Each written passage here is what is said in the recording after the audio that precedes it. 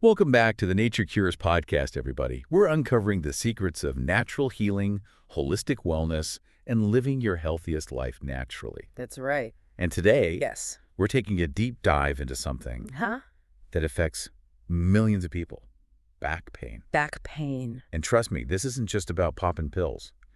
We're going way beyond that Oh, to yeah. explore the fascinating world of natural remedies. It is fascinating. What's so interesting is that back pain is often seen as a symptom, Right. but it's really a message from our bodies. It's a sign that something's out of balance. Okay, that's a cool way to look at it. Yeah. So before we get into the cures, Okay. let's talk about the spine itself. It's Yeah. pretty intricate, right? Absolutely. The spine is this incredible structure with these amazing little cushions called intervertebral discs. Oh, wow. They're like tiny shock absorbers between each vertebra, protecting the spine from all the stress and strain of daily life. It's amazing how these little discs manage to keep us upright and moving. Yeah. But I've heard so much about slipped discs. What's the deal with that? Well, the term slip disc is actually a bit of a misnomer. The disc doesn't literally slip out of place. Ah, What happens is the outer layer of the disc, the annulus fibrosus, can tear or rupture. okay. And the gel-like center, the nucleus pulposus, can bulge out, pressing on nerves and causing pain. So it's more like a herniated or ruptured disc, not a slipped one. But how does this even happen? It's often a gradual process. Okay. Poor posture, repetitive strain, even just the wear and tear of aging can weaken the disc over time. Think about it.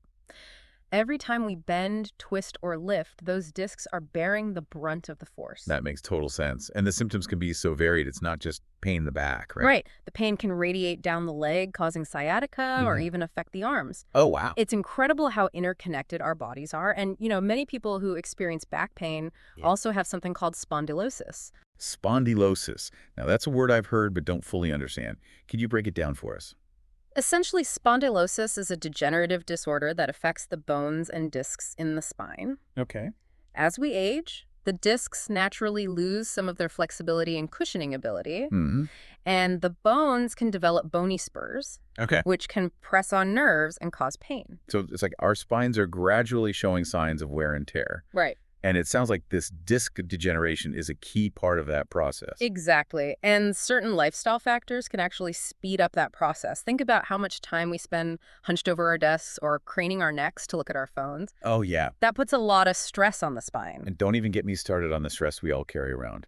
Sometimes it feels like my back is holding the weight of the world. You're hitting on something crucial. Yeah. Emotional stress absolutely plays a role. Yeah. When we're stressed, our muscles tense up, including those in our back, which can exacerbate pain. Right. And of course, obesity puts additional strain on the spine. So we've got posture, stress, weight. It seems like back pain is a multifaceted issue. It's not as simple as just taking a painkiller. No, Right. exactly. Pain medication might provide temporary relief, but it's not addressing the underlying causes. Right. And long-term use can actually have negative consequences, even becoming habit-forming. That's a scary thought. So what's the alternative? The good news is that there are a wealth of natural solutions that can help us address back pain at its root. And one of the most powerful tools we have is exercise. Wait, so moving more can actually help with back pain? Yes. I thought resting was the best thing to do. It might seem counterintuitive, but movement is key. Exercise strengthens the muscles that support the spine, improves flexibility, and helps maintain a healthy weight. All of these factors contribute to reducing and preventing back pain. Okay, I'm intrigued. But when my back is already hurting, the last thing I want to do is hit the gym. What kind of exercise are we talking about? It doesn't have to be strenuous. Even low-impact activities like walking, swimming, or cycling can make a world of difference. Right. And for those of us with desk jobs, simply taking regular breaks to stand up, stretch, and move around can be incredibly beneficial. So incorporating more movement into our daily routine is a great place to start. And I'm guessing we should probably rethink those comfy sink-in couches. Definitely. Opt for chairs that provide good back support and encourage proper posture. And speaking of posture, let's talk about sleep. Oh, yeah. We spend a third of our lives in bed, so how we sleep can have a huge impact on our backs. I've heard a firm mattress is better for back health. Is that true? Yes. A firm mattress can provide better support for your spine. And when you sleep, try sleeping on your side with your knees slightly bent. This helps maintain the natural curvature of the spine. Got it.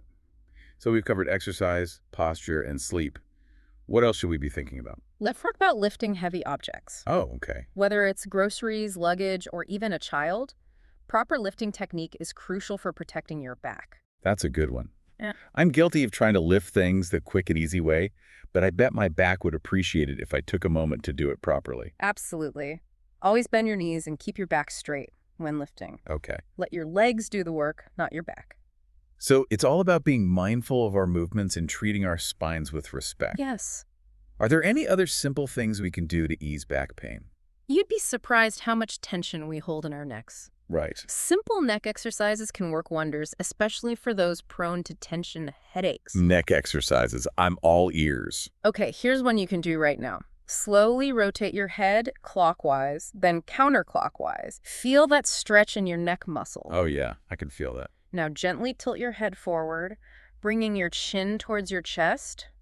Hold it for a few seconds, then slowly tilt your head back, looking up towards the ceiling. All right, I'm following along. This Yeah. feels good. Yeah. What's happening in my neck when I do these movements? These exercises are loosening up those tight neck muscles, improving blood flow to the head. You'd be amazed how many people don't realize the connection between neck tension and headaches. This is fascinating. Yeah. So we've talked about exercise and movement, Mm-hmm. but what about diet? Can what we eat really affect our back health? Absolutely. A healthy diet plays a crucial role in maintaining a healthy spine. Okay, I'm ready to fill my plate with back-friendly foods. Yeah. Where do we start? Think vibrant, colorful foods packed with nutrients. Okay. A salad with raw veggies like tomatoes, carrots, cucumbers, and radishes is a great start. Mm-hmm.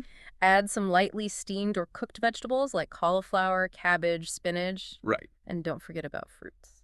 So basically, eat the rainbow. Nice. Makes sense. But are there any foods we should avoid? Yes. It's best to steer clear of fatty, spicy, and fried foods, as well as excessive sugar and processed foods. Right. They can contribute to inflammation and weight gain, which can worsen back pain. So maybe skip those late-night pizza binges. For the sake of your back, it's a good idea to limit those. Now let's talk about some specific nutrients. You've probably heard that calcium is good for bones, but did you know that vitamin C is incredibly important for back health too? Vitamin C. I thought that was for colds. Vitamin C plays a vital role in collagen production. Oh. Collagen is a key component of the intervertebral discs, those little cushions we talked about earlier. Right. It helps keep those discs strong and resilient. Okay. And get this, research suggests that vitamin C may even help some people avoid spinal surgery. Wow, that's amazing. I never knew vitamin C could be so powerful for back pain. So we're talking about loading up on fruits and veggies. What about other vitamins and minerals? Vitamin D is also crucial for bone health. Uh-huh. You can get it from sunlight and certain foods, Yeah. but many people find they need to supplement. Okay. Minerals like calcium and phosphorus are also essential for maintaining strong bones. So it's about getting a wide range of nutrients from whole, unprocessed foods. It sounds like our diet plays a much bigger role in back health than we realize. But let's switch gears a bit. Earlier you mentioned yoga. Can certain poses really help with back pain? Absolutely. Yoga can be incredibly beneficial for strengthening and stretching the muscles that support the spine. Yeah. There are specific poses that target the back and can help improve flexibility, reduce pain, and even prevent future problems. I'm definitely intrigued. Can you walk us through a few of these back-saving poses? Let's start with Bhujangasana, also known as Cobra Pose. Okay. It's a gentle back bend that stretches the spine and strengthens the back muscles. Mm-hmm. Imagine yourself lying on your stomach, legs extended behind you, tops of your feet pressing into the floor. Place your hands under your shoulders, fingers pointing forward. As you inhale, press into your hands and slowly lift your chest off the floor, keeping your hips grounded. Okay. You should feel a gentle stretch in your back and chest. Yeah. Hold the pose for a few breaths and slowly lower back down.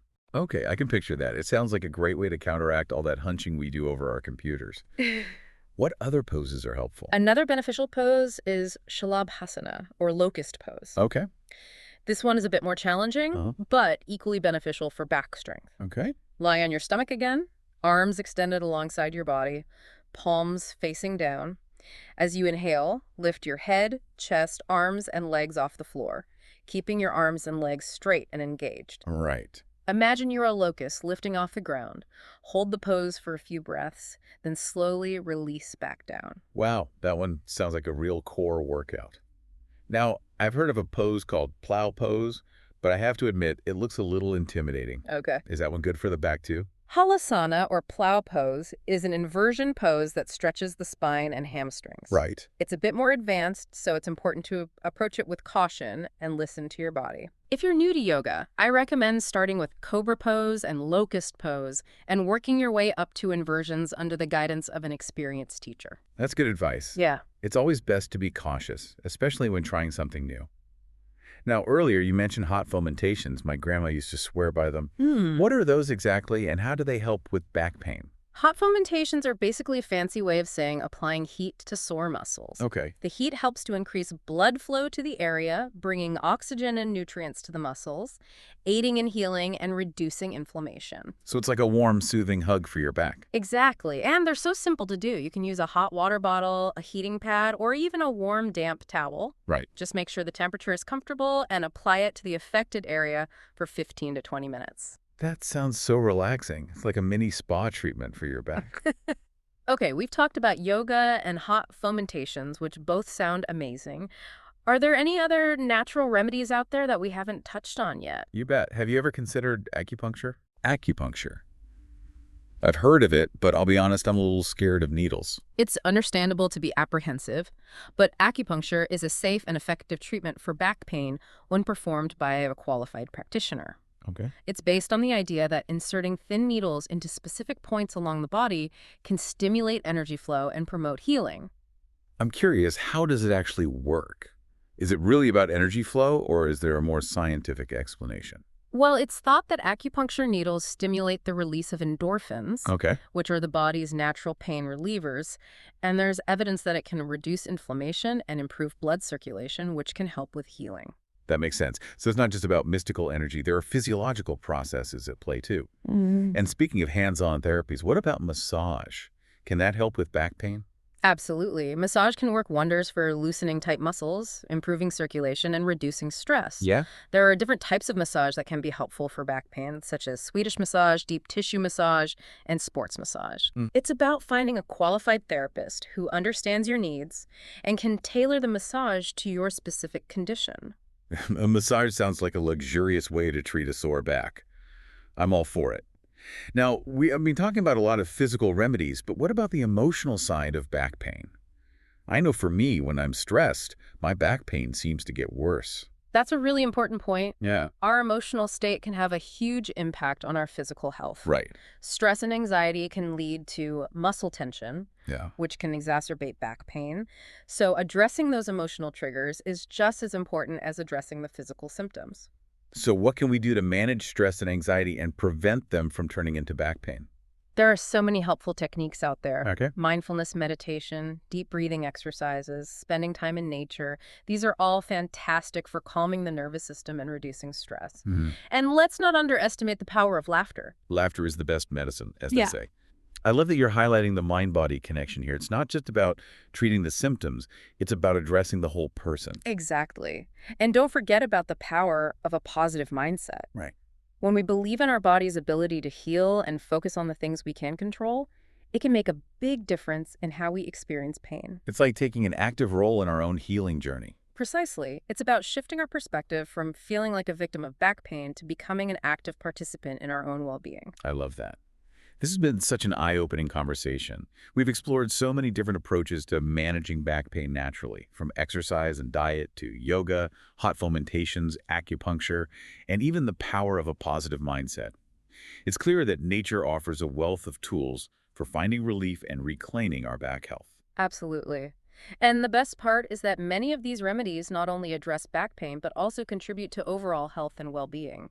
It's like a win-win situation. You're taking care of your back and boosting your overall health in the process. But before we wrap up, I know there's one more area we wanted to explore.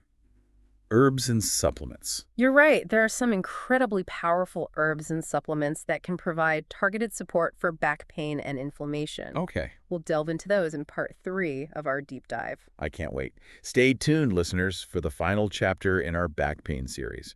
We'll be back soon with more natural healing wisdom on the Nature Cures podcast. Welcome back to the Nature Cures podcast. We're wrapping up our deep dive into natural back pain solutions, and in this final part, we're getting into some potent herbs and supplements that can really make a difference. I'm excited to learn more. Me too. It's fascinating how nature provides us with so many tools for healing. Okay, so where do we begin our herbal journey? Let's start with a superstar, turmeric. You probably know it as a spice in curry, but turmeric is also a powerhouse anti-inflammatory. Turmeric, the golden child of the spice rack. I've heard it's good for you, but I didn't realize it could help with back pain. That's because turmeric contains a compound called curcumin, which has incredible anti-inflammatory and antioxidant effects. Research suggests that curcumin can significantly reduce pain and inflammation associated with all sorts of conditions, including back pain. So it's kind of like nature's ibuprofen. Oh, could say that. Of course, it's always best to consult with your doctor before starting any new supplement, especially if you're already taking medications. Good point. Safety first. So turmeric is going on the grocery list. What else is out there in nature's medicine cabinet? Next up, we have ginger. This spicy root isn't just for flavoring your food, it also boasts some powerful anti-inflammatory properties. Ginger, another kitchen staple with hidden talents. I usually reach for ginger ale when my stomach is upset, but I had no idea it could help my back too. Ginger contains compounds called gingerols, which have been shown to have anti-inflammatory effects similar to NSAIDs, but without the harsh side effects. You can enjoy ginger in your meals, brew a soothing tea, or even make a ginger compress. A ginger compress, tell me more. It's easy. Just grate some fresh ginger, wrap it in a clean cloth, and apply it to the sore area for 15–20 minutes. The warmth combined with ginger's anti-inflammatory power can really ease muscle soreness and pain. Okay, I'm adding that to my must-try list. What else have we got? Let's talk about devil's claw. It might sound a bit intimidating, but this plant has a long history of use for pain relief. Devil's claw. Is it safe? Yes, devil's claw is generally safe when used correctly. It contains compounds called harpagosides, which are thought to be responsible for its pain-relieving and anti-inflammatory properties. Studies suggest that devil's claw can be particularly effective for osteoarthritis and lower back pain. Wow, nature is full of surprises. Devil's claw, who knew? So we've got turmeric, ginger, devil's claw. Are there any other natural pain relievers we should have on our radar? Absolutely. There's also cat's claw. This South American vine is named for its hooked thorns, which resemble, you guessed it, cat's claws. It contains compounds that can help reduce inflammation and pain, making it a potential natural remedy for back pain. Cat's claw. I'm learning about so many amazing plants today. What I find really interesting is that we're not just talking about masking the pain, we're talking about addressing the root cause of inflammation. That's exactly right. And that's what's so empowering about natural remedies. They often work in harmony with your body to promote healing from the inside out. It's like giving your body the tools it needs to heal itself. Oh. Okay, so we covered some powerful herbs. What about supplements? Are there any that are particularly helpful for back health? There are a few key players in the supplement world that can really make a difference. One of them is glucosamine. You might have heard of it. Glucosamine, that rings a bell. I think my aunt used to take it for her knees. It's a natural compound found in the fluid that cushions our joints, and it plays a crucial role in maintaining healthy cartilage. Think of it as the shock absorber between our bones. So it's like giving your joints a little extra padding. Exactly. And studies have shown that glucosamine supplements can help reduce pain, improve mobility, and even slow down the progression of osteoarthritis, which is a common cause of back pain. That makes a lot of sense. What other supplements should we be thinking about? Another one to consider is chondroitin. It's often found in combination with glucosamine, and they work really well together to support joint health. Chondroitin helps attract fluid to the joints, keeping them lubricated and moving smoothly. So it's like a dynamic duo for joint health, glucosamine for cushioning, and chondroitin for lubrication. I love it. Any other supplements we should know about? Don't forget about omega-3 fatty acids. They're famous for their heart-healthy benefits, but they're also potent anti-inflammatories. Omega-3s for back pain. Now that's interesting. Omega-3s work by reducing inflammation throughout the body, including the back. Studies have shown that they can really help reduce pain and stiffness in people with back pain, especially those with inflammatory conditions like rheumatoid arthritis. Wow, so many benefits packed into those tiny capsules. I'm amazed by how many natural options there are for managing back pain. And here's the best part. Many of these natural remedies not only address back pain, but also contribute to your overall health and vitality. It's a win-win. You're tackling your back pain and boosting your overall well-being at the same time. This has been such an incredible deep dive into natural back pain solutions. I feel like I've learned so much today. Me too. It's amazing how much power nature holds for healing. We've covered everything from understanding the causes of back pain to exploring a wide range of natural remedies, including exercise, diet, herbal remedies, and supplements. It's empowering to know that we have so many options at our fingertips. Absolutely. And remember, knowledge is power. The more we understand about our bodies and the natural world, the better equipped we are to make informed choices about our health. Couldn't have said it better myself. And listeners, if you're struggling with back pain, I encourage you to explore these natural remedies and see what works best for you. But as always, it's essential to talk to your healthcare provider before starting any new supplements or making significant changes to your health routine. And don't forget to listen to your body. Pay attention to the signals it's sending you and seek professional guidance when needed. That's such important advice. Well, that brings us to the end of our three-part deep dive into natural remedies for back pain. We hope you've enjoyed the journey and feel inspired to take a natural approach to healing. Remember, a pain-free and vibrant life is within your reach. From all of us here at the Nature Cures podcast, wishing you health, happiness, and a pain-free back. Thanks for joining us.